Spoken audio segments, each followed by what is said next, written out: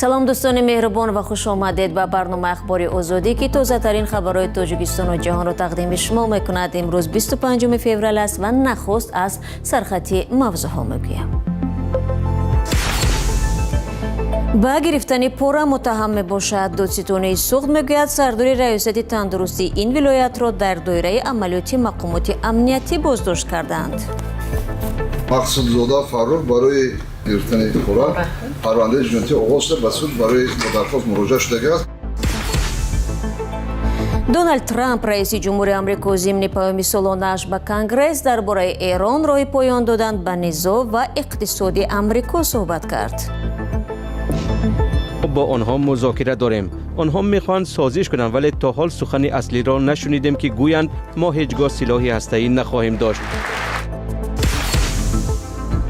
ва чаро Ӯзбекистону Афғонистон сементи тоҷикиро кам мехаранд. мақомоти Тоҷикистон бо тавзеҳи сабаб гуфтанд аз ин вазъият зиёд нигарон нестанд.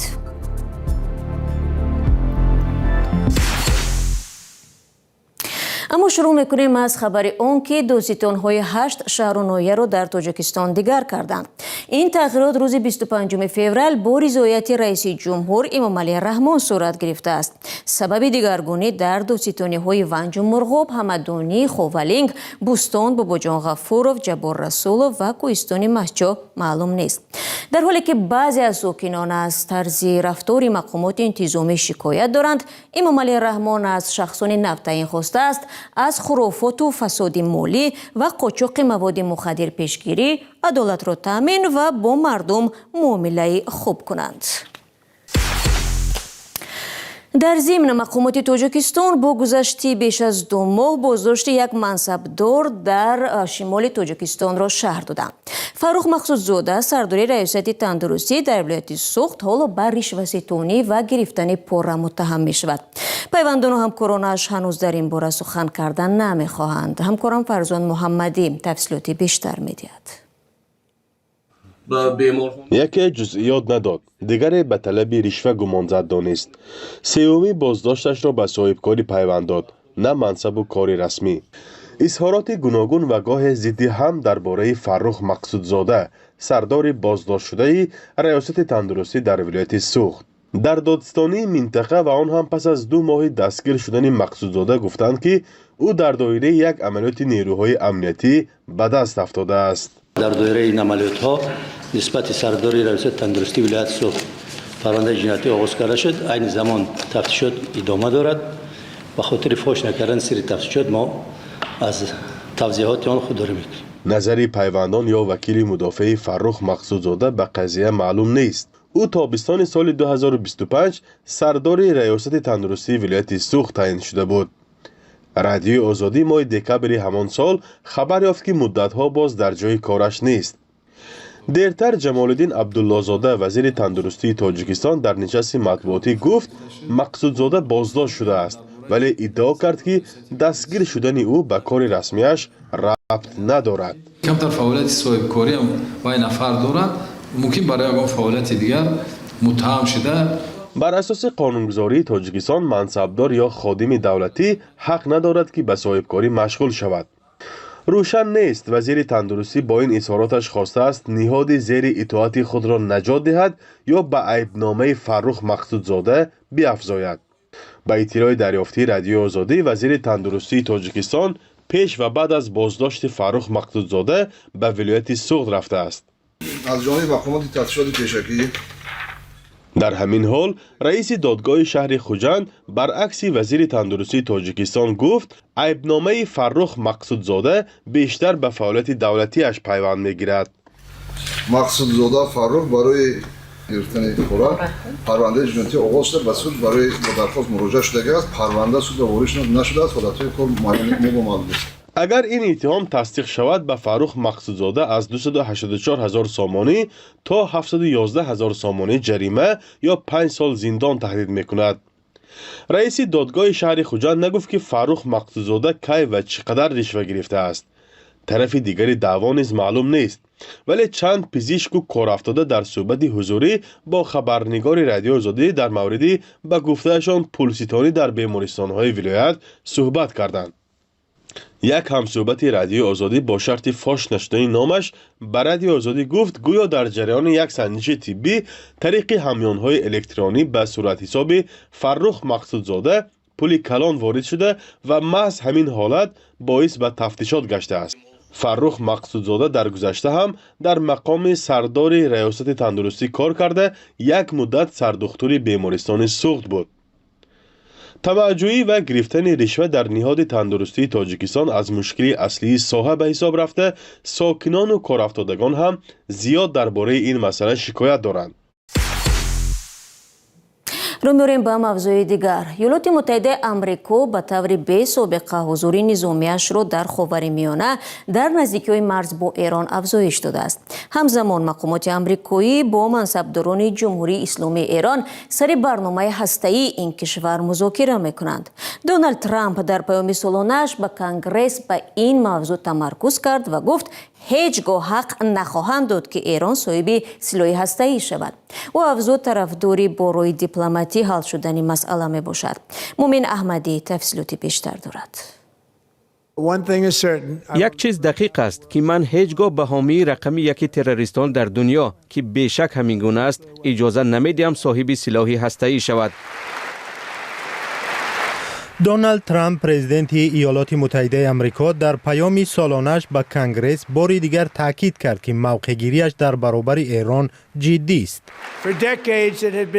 10 سالها با سیاست ایالات متحده این است که به ایران اجازه داشتن سلاح هسته‌ای را ندهد. از آن وقتی که 47 سال پیش ملت سربلند را زیر نظارت گرفتند، این نظام و زیردستان قاتلش جز ترور، مرگ و نفرت کار دیگری نکردند. دونالد ترامپ به سرکوب اعتراضهای آخر ماه دکبر سال گذشته و اولی امسال در ایران اشاره کرد. آن زمان هزاران ایرانی با اعتراض به بالا رفتن نرخ و بی‌قرب شدن پول ملی به خیابان‌ها ریختند. مقامات جمهوری اسلامی ایران ناراضیان را بی‌رحمانه سرکوب کرد. تنها در چند ماه آخر در اعتراضها طوری به نظر می رسد 32,000 نفر را کشتند. 32,000 اعتراضگر را در کشور خودشان. ایالات متحده آمریکا به آبهای اطراف ایران نیروی زیادی نظامی از جمله 2 ناو بزرگ هواپیمابر و صدها هواپیمای جنگی فرستاده است. پرزیدنت ایالات متحده آمریکا گفت ایران موشک‌های ساخته است که تا اروپا میرسند و آنها تلاش دارند موشک‌های سازند که تا خاک آمریکا نیز رسند. ترامپ گفت در حمله سال گذشته پیش راه ایران را برای ساختن سلاح هسته‌ای گرفت، ولی حالا باز این کشور تلاش دارد که از نو سلاح هسته‌ای سازد. و در همین لحظه باز هم آنها هدفهای بدی را دنبال میکنند. ما با آنها مذاکره داریم. آنها میخواهند سازش کنند ولی تا حال سخن اصلی را نشنیدیم که گویند ما هیچگاه سلاح هسته‌ای نخواهیم داشت. برتری میدیم که مشکل با راه دیپلماتی حل شود. گفت و شنود نوبتی ایالات متحده آمریکا و ایران قرار است روز 26 فوریه در شویتزاریا برگزار شود. تا کجا آنها به سازش می رسند معلوم نیست. در واشنگتن ده‌ها تن از دموکرات ها در کنگره سخنرانی ترامپ را تحریم کردند. آنها چاره‌بینی علیحده برگزار نمودند که در آن سیاست های ترامپ را تنقید کردند. برمیگردیم به تاجیکستان. خوشروز جمعیف معروف به خوشام غلام بلوگر و فعال زندانی از ولایت مختار کوهستان بدخشان در نامه از محبس پیام داده است که احوالش خوب نیست و به جراحی نیاز دارد. پژوهشگر 26 ساله تاریخ و زبانهای پامیری سال 2022 همراه ده‌ها فعال دیگر از بدخشان با اتهام عضویت در گروه جنایی به 8 سال زندان محکوم شد. سازمان‌های حامی حقوق انسان حکم او را سیاسی نامیدند. در نامه کوتاهی که رادیو آزادی نسخه‌اش را روز 24 فوریه دسترس کرد، خوشروز جمعیف نوشته است از اول امسال احوالش بسیار بد شده است. در اداره زندان‌های تاجیکستان به زنگ‌های ما جواب ندادند تا درباره صحت فعال زندانی سوال کنیم. آخر سال 2021 و تا میانه سال 2022 گروه ساکنان ولایت مختار کوهستان بدخشان علیه رفتار کارمندان مقامات انتظامی اعتراض کردند. نیروهای امنیتی ماه می و ایون سال 2022 اعتراض ساکنان را سرکوب و ده‌ها فعال مدنی را بازداشت تلاش نمودند و خوشروز جمعیف یکی از آنهاست.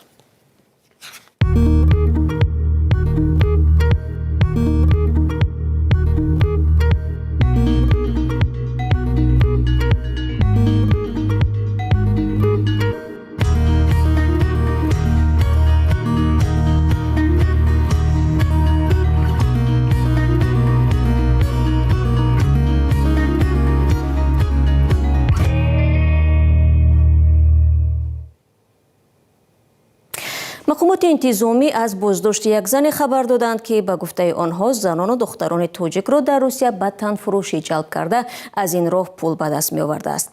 وزارت کارهای داخلی با نشر یک بیانیه رسمی گفت که زن متهم به جنایت ساکن 45 ساله ولایت ختلان است و با جیان 28 سالش که در روسیه قرار دارد با هدف به دست آوردن فایده مفت نقشه جلب زنان توجیک به تنفروشی را کشیدند. در بیانیه آمده است که آنها در یکی از مهمانخانه‌های شهر مسکو حجره اجاره گرفته و دختران را به تنفروشی جلب می‌کردند. از جمله سال 2023 زن 24 ساله از باخته را که زندگی سخت داشته است با وعده بهتر کردن وضع اقتصادیش به تنفروشی جلب کردند.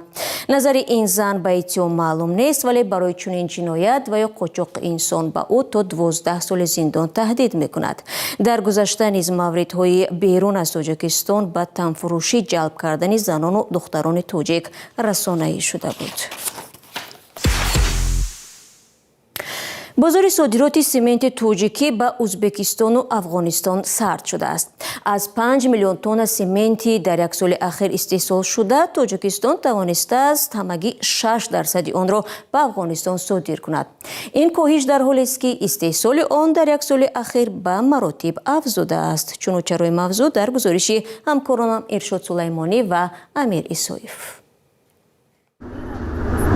تاجیکستان بازار صادرات سمنت خود را در افغانستان و ازبکستان قریب از دست داده است. بازار معمولی که ما داشتیم افغانستان و ازبکستان واسه با اون که اونها در همین سالهای خیلی کارخانه‌های کلان ساختند و حاضر استحصالات اونها از 20 میلیون زیاد شد. و البته کدام دولتی باشد حفظ بازار خود را میکنند، ما یکون گله نداریم. اونها برای منفعت خود پاشنه باج وارداتی ماندن و باز امروز صادرات به ازبکستان قریب که نیست. و افغانستان باشد متاسفانه تا 340,000 تن سمنت کم صادرات کرده شد. کاهشی به بیرون بردن سمنت در حالی است که استحصال آن در سال 2025 در تاجیکستان نزدیک به 800,000 افزوده است. در وزارت صنعت گفتند در این مورد زیاد نگران نیستند چون از نگاه این نهاد طلبات به سمنت در بازار داخلی کم نیست. بازار طلبات دارد، یعنی بازار داخلی جمهوری همون چیزی که صادرات میشد برعکس در داخل ما صرف میشه و این هم تندیس خیلی خوب است. اقتصاددان تاجیک فاضل جان فتح‌اللهیف برخلاف ادعای وزیر صنعت بر این است که به دلیل گران بودن نرخ سمنت استحصال تاجیکستان آن نمیتواند در بازارهای کشورهای همسایه رقابت پذیر باشد.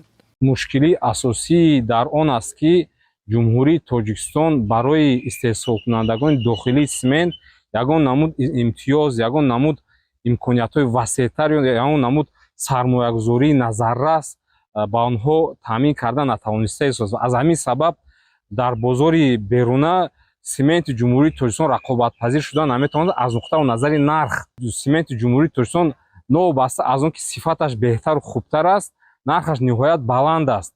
ازبکستان در ماه نوامبر سال 2024 برای هر تن سمنت صادراتی تاجیکستان $300 باج گمرکی طلب کرد. تا آن مدت همگی $35 بود.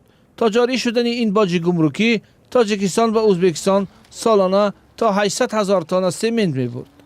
هرچند وزیر صنعت تاجیکستان دلیل کاهش صادرات سمنت را به افغانستان به وضع این کشور در سال 2025 ربط داد، بنا به معلومات حکومت طالبان طلبات به سمنت و هم ارزش آن در افغانستان افزوده است. در این زمان آمار صادرات سمنت که وزارت صنعت تاجیکستان پیشنهاد کرد با آمار حکومت طالبان موافقت نمی کند. دوستان عزیز 15 دقیقه که در اختیار داشتیم به پایان میرسد. تشکر که با ما بودید. برای آگاهی از آخرین خبرهای تاجیکستان و جهان میتوانید به سامانه رادیو آزادی وارد شوید. همچنین مطالب نوی ما را در سامانه پیدا کنید. خود را احتیاط کنید. خدا نگهدار.